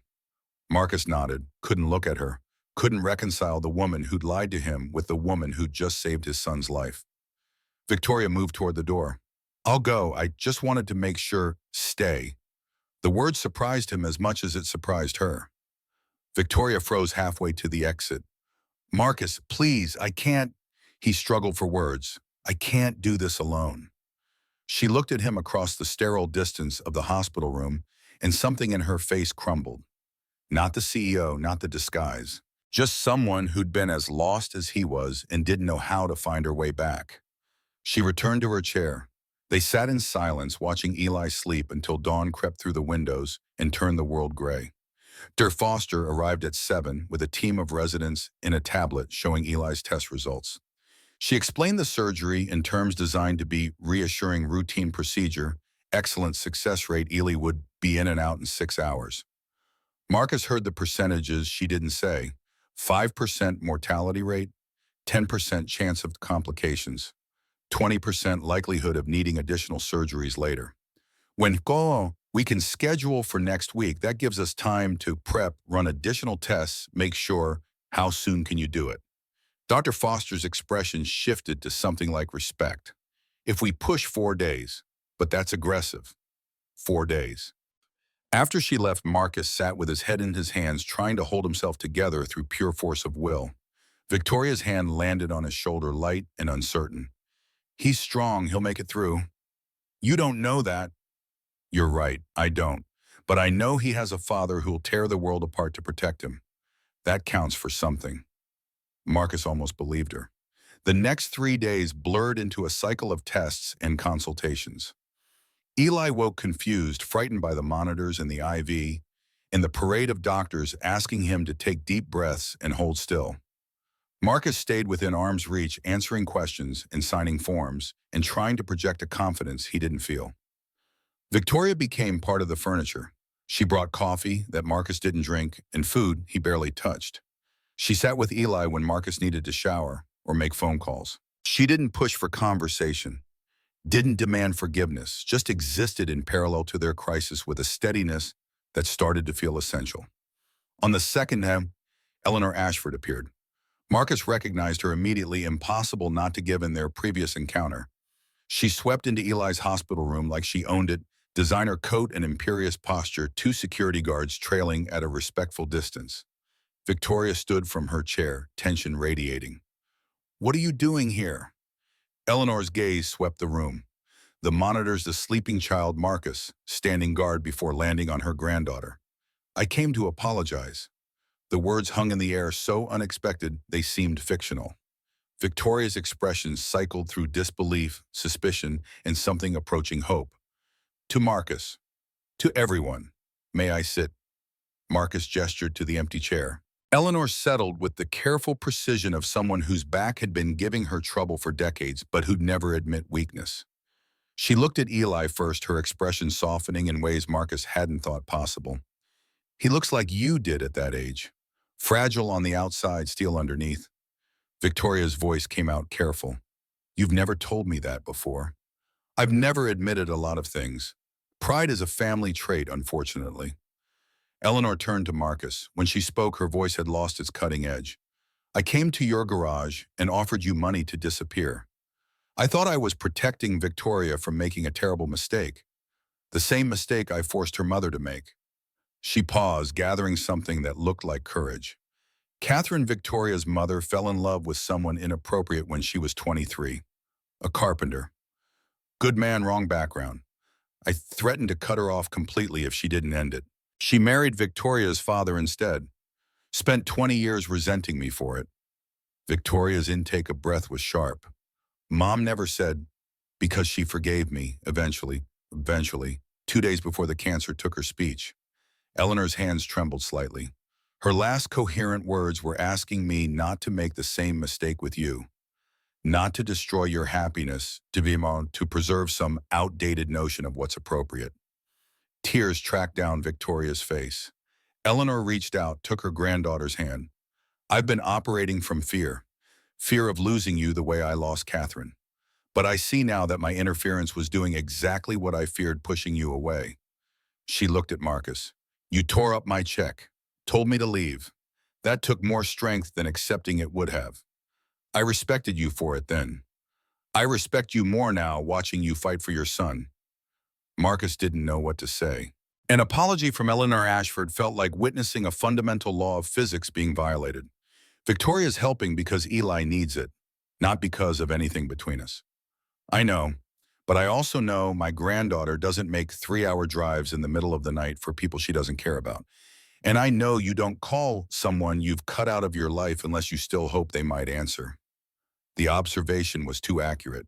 Marcus felt exposed, his carefully maintained boundaries revealed as tissue paper thin. Eleanor stood preparing to leave. "Whatever happens after Eli's surgery, that's between you and Victoria. But I want you to know, both of you, that you have my support, and my apology for trying to control things I had no right to control." After Eleanor left, Victoria and Marcus sat in stunned silence. Finally, Marcus found his voice.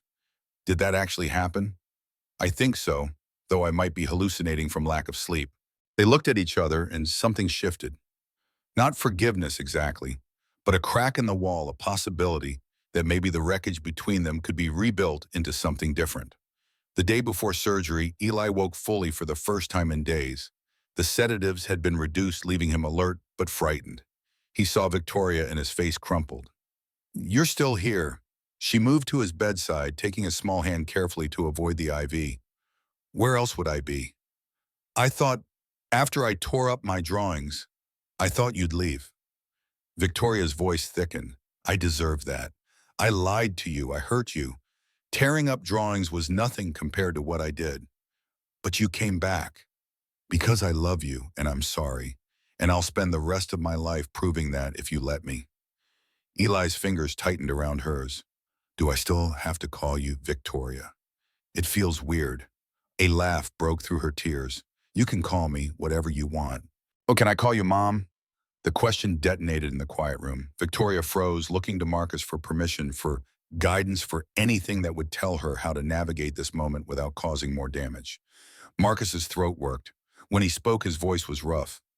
Buddy, that's a big word. You sure? Eli nodded against the pillow. She teaches me stuff. She makes Dad smile. She came back even when I was mean to her. That seems like what moms do. Marcus found Victoria's eyes across the bed, saw his own uncertainty reflected back. They were standing on a precipice, about to commit to something neither of them had planned, for that logic said was too fast, too soon, too complicated. But Eli was looking at them both with hope that had survived abandonment and lies in a heart that was literally failing. If that kind of hope couldn't earn a second chance, what could Marcus's voice emerge barely above a whisper? Then yeah, you can call her that. If she's okay with it. Victoria couldn't speak. She nodded, tears streaming, holding Eli's hand like it was the only thing keeping her anchored to earth. The boy smiled, the first real smile Marcus had seen in weeks, and closed his eyes, drifting back to sleep with a peace he hadn't shown since before they left Millfield. That night, after Eli was deeply under Marcus and Victoria found themselves in the hospital cafeteria at midnight, surrounded by vending machines and exhausted medical staff. They'd bought coffee. Neither of them wanted sitting at a table scarred with years of worried relatives' elbows. Marcus broke the silence. He meant it, about calling you Mom. I know. Are you okay with it? He considered the question honestly. Sarah will always be his mother. Nothing changes that. But he's asking for someone to fill a role that's been empty too long. And he stopped, recalibrated. You're good with him. You see him. That matters. Victoria's fingers traced patterns and spilled sugar on the table. I don't know how to be a mother. I barely know how to be a person outside of boardrooms. Nobody knows how until they do it. You think I knew how to be a single father? I figured it out day by day, mostly by screwing up and hoping I could fix it before the damage was permanent. She looked up, meeting his eyes. Are we doing this, actually doing this? Doing what? Becoming, whatever this is, a family, or trying to. Marcus felt the weight of the question. A week ago, he'd been running from her. Now he was sitting in a hospital cafeteria at midnight, discussing parenting responsibilities and futures that terrified him. I don't know if we can make it work. Your world and mine, forget our worlds. What about us, you and me and Eli? Can we make that work? The directness of it cut through all his defenses. Marcus looked at this woman who'd lied to him, saved his son, driven 3 hours in the night, and somehow managed to be both the worst decision he had ever made and the best thing that had happened since Sarah died. We can try. That's all I've got. We can try. Victoria's smile broke like dawn. Then let's try. They sat in the fluorescent wasteland of the cafeteria, drinking terrible coffee and talking about logistics, where they'd live, how they'd blend their impossibly different lives, what they'd tell people who'd inevitably ask questions. The conversation was practical, grounded, nothing like romance. But somewhere in the discussion of school districts and work schedules, Marcus realized he was planning a future again. Not just surviving day to day, but actually building something new from the wreckage of everything that had come before. Surgery day arrived with the cruel efficiency of all inevitable things. Eli was prepped at 6 a.m., given medications that made him loopy and talkative. He grabbed Marcus's hand with surprising strength. Dad, if I don't wake up, you're waking up. But if I don't, I want you to know, you're the best dad. Even when you're sad, even when you think you're not good enough, you are. Marcus's vision blurred. He pressed his forehead to Eli's. You're waking up. You're going to wake up and be annoying and talk too much and leave your drawings everywhere. That's the deal. Okay, deal. They wheeled Eli away at 7. Marcus and Victoria followed as far as they were allowed, then watched the double doors close, taking Eli into a sterile world where they couldn't protect him. The waiting room was designed for despair chairs that heard after 20 minutes magazines from 2 years ago, a TV playing morning shows at volume too low to hear properly. A dozen other families occupied the space, each wrapped in their own private catastrophe. Marcus paced. Victoria tried to sit but couldn't stay still. They moved around each other like binary stars drawn together by gravity, but afraid of collision. An hour passed, then two. A nurse came out periodically with updates that revealed nothing. Still in surgery, everything's proceeding normally. At hour 3, Marcus hit a wall. The adrenaline that had sustained him crashed, leaving him hollow and shaking. He sat down hard in one of the torture chairs, put his head in his hands. Victoria sat beside him. Her hand found his back, moving in slow circles. "Tell me about Sarah." Marcus's head came up. "What? You've mentioned her but never really talked about her. I want to know who she was." The request was so unexpected, Marcus didn't know how to refuse it. He reached for words, found them easier than expected. "She was fierce. Tiny woman, barely 5'4", but she had this presence. When she believed in something, you couldn't shake her. She believed in me when I was 22 and stupid and thought I could make it as a mechanic without any real training. Told me to go to community college, learn it right. I almost didn't listen. But you did. Because she made me want to be better than I was. She had that effect on people." Victoria's hand stilled on his back. "She sounds incredible." She was, and when the cancer came, she fought like hell. Chemo, radiation, experimental treatments. We burned through our savings, borrowed from everyone we knew. It wasn't enough. His voice cracked. 2 days before she died, she made me promise something. She said, "Don't let our boy grow up thinking sadness is all there is. Show him that life can still be beautiful." You've kept that promise. Have I? Because it feels like I've spent 3 years teaching him exactly what she didn't want, that loss is permanent, that happiness is temporary, that the safest thing is not to hope. Victoria shifted, turning to face him directly. You've kept him safe. You've worked yourself to exhaustion to provide for him. You've protected his mother's memory. That's not nothing. But it's not what she asked for. Maybe you needed time to figure out how. Maybe—" Victoria paused, choosing words carefully. "Maybe she sent me not to replace her, but to help you remember what joy looks like." The presumption should have angered him. Instead, Marcus felt something unlock in his chest. He looked at Victoria, really looked, and saw someone as broken and scared as he was, trying to piece together a life from fragments. "When my mother died, I threw myself into work. Became CEO at 26 because I couldn't stand being home where everything reminded me of her." Victoria's eyes were distant.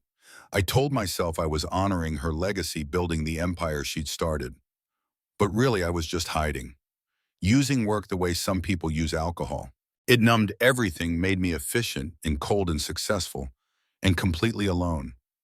What changed? You and Eli. You showed me what I was missing.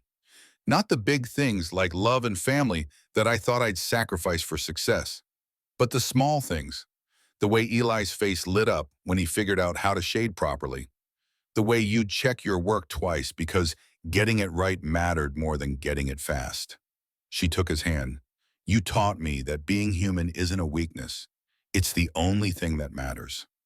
Marcus felt the words settle into him, rewriting assumptions he'd held since Sarah died. That strength meant isolation. That protection meant distance. That the best thing he could do for Eli was to need nothing from anyone. But here was Victoria, who'd driven 3 hours in the night and sat in waiting rooms and offered her heart with full knowledge he might break it. And here was Marcus accepting her presence, her help, her love, because refusing it would mean denying Eli the chance at wholeness. Maybe that was the real strength, letting people in even when it terrified you. The thought was still forming when Dr. Foster emerged through the surgical doors. Her scrubs were clean, which felt like a good sign, but her face was professionally neutral.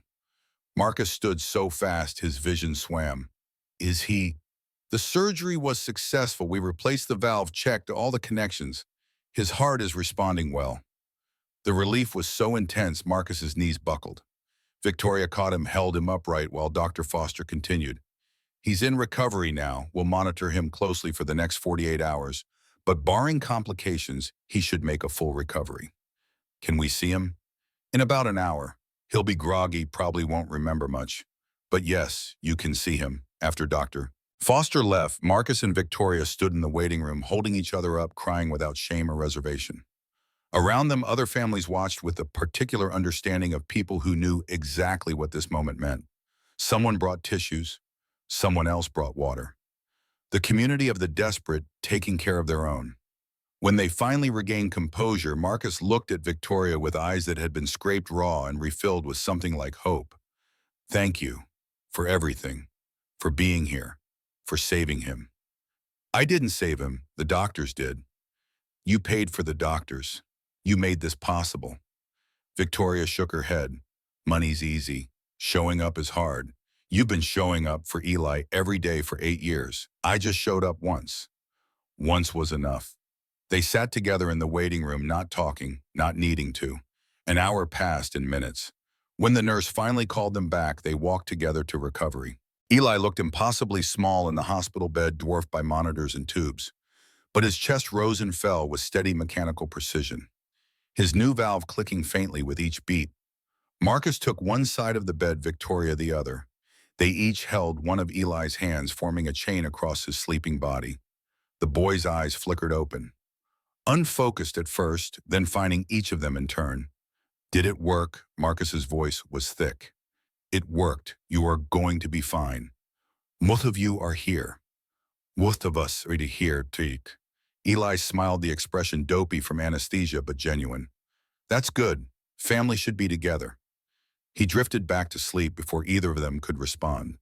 Marcus and Victoria looked at each other across his bed, this child who'd somehow become the center of both their lives. He's right. Family should be together. Victoria's eyes glistened. Are we a family? Marcus considered the question. Considered this woman who'd lied to him, left him come back when it mattered most. Considered his son who'd already lost one mother and was brave enough to ask for another. Considered himself a widower who'd spent 3 years running from anything that felt like hope. The words came easier than expected. Yeah, I think we are. Recovery was brutal. Eli spent 2 days in ICU, then transferred to a regular room where pain and boredom competed for dominance. Marcus and Victoria took shifts, one always present, while the other grabbed sleep in the family waiting room. On the third day, Eli was lucid enough to demand his sketch pad. Marcus brought it, watching his son's face light up with the first real joy since the surgery. The boy drew for an hour, his movements careful to avoid pulling the chest tubes. When he finished, he held up the picture, 3 people under an oak tree, holding hands drawn with the careful shading Victoria had taught him. This is us, our family. He'd refined the image from memory, adding details that made each figure distinct and individual. Marcus with his work-roughed hands, Victoria with her careful posture, Eli between them, connected to both. It was beautiful. It was also presumptuous, declaring a reality that hadn't been officially established, that defied every logical objection about timing and compatibility and the vast gulf between their worlds. Marcus looked at Victoria. She looked back. Some wordless communication passed between them. Yeah, buddy, that's our family. 2 weeks later, Eli was discharged. Dr. Foster gave them pages of instructions, medications, limitations, follow-up appointments. Eli listened with half an ear, more interested in the wheelchair ride to the parking lot. They decided to go back to Millfield. Pittsburgh had been running, but Millfield was home. Marcus contacted the mechanic he'd sold the garage to, offered to buy it back. The young man was relieved. He had been overwhelmed, struggling to keep up with the work. They settled into a rhythm that felt like what normal families probably experienced. Marcus ran the garage. Victoria set up a home office, managing Ashford acquisitions remotely, with Garrett handling the day-to-day operations. Eli returned to school, his scar hidden under t-shirts, his energy slowly rebuilding. Mrs. Kowalski cried when they moved back in, bringing casseroles with renewed vigor. 3 months after the surgery, Marcus found himself standing in his bedroom, staring at the ring he'd bought from a pawn shop in Reading. Simple gold band, nothing fancy, nothing Victoria was probably accustomed to, but it was honest, paid for with money he'd earned, representing a promise he intended to keep. That evening he cooked dinner badly but with effort. Eli was in on the plan, practically vibrating with excitement. Victoria arrived home from a video conference to find candles on the kitchen table, and Marcus looking terrified. She stopped in the doorway. What's all this? Marcus's prepared speech evaporated. He reached into his pocket, pulled out the ring, held it up like evidence. I'm not good at romantic gestures. Sarah used to joke that I proposed by asking if she wanted to file joint tax returns. Victoria's hand went to her mouth. Marcus, let me finish before I lose my nerve. He took a breath. I can't give you what you're used to. I'll never have a penthouse or a sports car or the kind of life your grandmother probably wanted for you. But I can give you honesty. I can give you a life where you're valued for who you are, not what you're worth. And I can give you a family, me and Eli, who love you so much, it's actually terrifying. His voice cracked. So Victoria Ashford, will you marry a mechanic who's in debt and has a kid and comes with more baggage than anyone should reasonably accept? Victoria was crying, makeup running, looking nothing like a CEO, and everything like someone who'd found what she'd been searching for. Yes, God, yes. Eli burst from his hiding spot in the hallway, whooping. Marcus slid the ring onto Victoria's finger. It was slightly too large, would need resizing, and kissed at her while his son cheered. Later, after Eli had gone to bed, still buzzing with excitement, Marcus and Victoria sat on the porch of the small house on Maple Street. The night was cool, stars visible despite the streetlights. Victoria leaned against him. Your hands might be rough from work, but they're strong enough to hold on to what matters. Marcus recognized the echo of something he'd thought weeks ago, the idea that his calloused hands weren't clean enough to touch her. She'd transformed it into something better. I'll hold on. I promise. I know, that's why I said yes. They sat in comfortable silence watching Millfield sleep, planning a future that seemed impossible but somehow wasn't.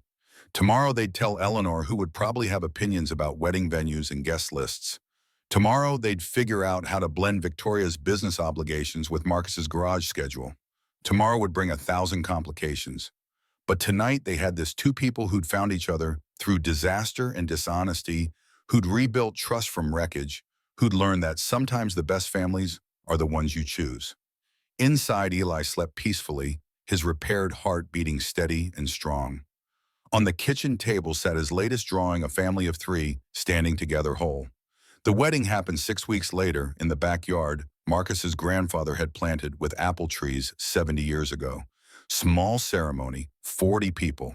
Roy Callahan stood as Marcus's best man. Garrett flew in from New York to stand with Victoria. Eli was ring bearer, taking the job with such seriousness he practiced his walk for days. Eleanor sat in the front row, dabbing her eyes with a handkerchief and not caring who saw. Mrs. Kowalski wept openly. Even Tony from Pittsburgh showed up, bringing half his shop crew. The officiant was a retired judge who'd fixed his Cadillac with Marcus in appreciated brevity. He kept it simple. When it came time for vows, Marcus spoke first, his voice steady despite the tremor in his hands. I promise to see you, really see you every day. Not the CEO, not the disguise, but the woman who sits on garage floors and teaches my son about light. I promise to let you in even when it's scary, and I promise to love you with the same fierceness you've shown loving us. Victoria's turn. Her voice was clear, carrying across the small gathering. I promise to show up, in the good days and the impossible ones. I promise to choose this family over everything else every single time. And I promise to spend the rest of my life proving that sometimes the best things we find are the ones we weren't looking for. They exchanged rings, his still from the pawn shop, hers, a simple band that matched both of them, chosen for meaning rather than cost. When the judge pronounced them married, Eli cheered so loudly 3 dogs in neighboring yards started barking. The reception was held in Reed's Auto Repair. The garage bays decorated with lights and flowers, music playing from the same radio that had been there for decades. Someone had rented tables and chairs, but most people stood eating Mrs. Kowalski's cooking and drinking beer from coolers. Marcus danced with Victoria to a country song neither of them knew the words to, Moving Without Grace, but with perfect synchronization. Then he danced with Eli, lifting his son, despite doctor's orders to take it easy, both of them laughing. When Victoria danced with Eli, the boy whispered something that made her cry. Later, she told Marcus what he'd said. Thanks for coming back. Most people don't. As the evening wore down and guests started leaving, Eleanor approached Marcus. She'd had enough champagne to soften her edges, but not enough to slur. Take care of her. She's stronger than she looks, but she breaks in ways that don't show. I know. I'll be careful. And let her take care of you. She needs to be needed. Don't let your pride get in the way of that. Marcus nodded, understanding the hard-won wisdom behind the advice. Eleanor patted his arm, almost affectionate, then headed for her car and the long drive back to New York. At midnight, the last guest departed. Marcus, Victoria, and Eli stood in the garage, surrounded by decorations and dirty plates, exhausted and happy. Eli yawned. Best wedding ever. Victoria laughed. How many weddings have you been to? Just this one, but it's still the best. They walked home together, the three of them, through streets Marcus had known his whole life, but which now felt different, transformed, like he was seeing Millfield for the first time. Inside the house, Eli went straight to bed. Marcus and Victoria stood in the kitchen, still in their wedding clothes, processing the enormity of what they'd just done. We actually got married. Victoria's smile was incandescent. We actually did. Think we can make this work? I think we already are. She was right. They'd been making it work for months, the awkward blending of schedules, the compromises about where to live and how to parent and who cooked dinner. The hard parts were already happening. The wedding was just making it official. Marcus pulled her close, resting his forehead against hers. I love you. I don't say it enough, but I do. I love you too, both of you, my family. They stood together in the small kitchen, listening to the house settle, to Eli's soft breathing from the next room, to the quiet certainty that they'd found something worth keeping. 6 months later, on a morning bright with spring, Marcus opened Reed's Auto Repair to find Victoria's BMW in the lot. She emerged wearing jeans and one of his old work shirts, carrying coffee for both of them. Thought I'd help today. Marcus raised an eyebrow. You sure last time you spent an hour looking for the lug wrench? That's why I need practice. They worked side by side through the morning, falling into the easy rhythm they'd built over months. Around 10, Eli arrived from school half-day for conferences and settled into his corner with his sketch pad. Roy Callahan stopped by to pick up his truck, saw Victoria covered in grease, and grinned. Mrs. Reed, looking professional. Victoria laughed. I'm getting there. After Callahan left, Marcus pulled Victoria aside. I've been thinking about expanding, hiring young mechanics, training them properly. Like an apprenticeship program. Yeah, teaching kids who can't afford tech school. Victoria's expression softened. I'm in. You didn't even look at the numbers. I don't need to. You're good at what you do. You care about doing it right. That's enough for me. Marcus felt something unclench in his chest. This was partnership. Building a life where both of them contributed what they were good at, where money was simply a tool for making things better. Thank you. They sealed it with a kiss broken only when Eli yelled from the garage. Guy's customer. Eli appeared moments later holding up his latest drawing. It showed the garage morning light streaming through the bay doors, Marcus and Victoria working side by side. Underneath, in careful letters, family business. Marcus studied the drawing, feeling the weight of everything it represented. A year ago, he'd been alone, running from hope. Now he had a wife who understood him, a son whose heart beat strong, a business that mattered. He looked at Victoria, who was smiling at the drawing with an expression that mirrored his own gratitude. You know what the best part is? She raised an eyebrow. This is just the beginning. Victoria pulled him close. Then let's live it. Together. All three of us. Outside, Millfield carried on. Inside Reed's Auto Repair, a family built from wreckage and honesty went back to work, knowing tomorrow would bring challenges, but facing them together.